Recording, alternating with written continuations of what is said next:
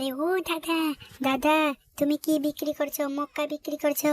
আরে ও দাদা, দাদা আমি মক্কা খাবো, মক্কা খাবো, আমাকে 10 টাকার মক্কা দাও তো। 10 টাকার মক্কা কিনবে? ও আচ্ছা, আমি তো জানতাম না।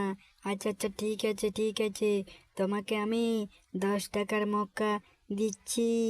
বুঝতে পেরেছ? একটু দাঁড়ো, আমি ঘর থেকে একটু সর্ষের তেল নিয়ে আসি, তারপর মক্কাগুলোকে রেডি করে আমি দিব। বুঝতে পেরেছ? আচ্ছা আচ্ছা, মক্কাগুলো খেয়ে নাও খেয়ে নাও। মক্কাগুলো কেমন হয়েছে একটু আমাকে বলো না। আমি তো ভালো করে বানাচ্ছি, সুস্বাদু করে। আমি চলে যাচ্ছি এখন।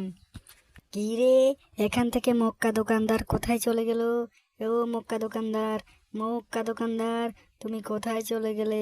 আরে মক্কা দোকানদারের জন্য আমি আরো 10 টাকার মক্কা কিনবো ভেবে এসেছি, কিন্তু এখানে এখানে এসে দেখি মক্কা দোকানদার নাই। মক্কা দোকানদার তাহলে কোথায় গেল?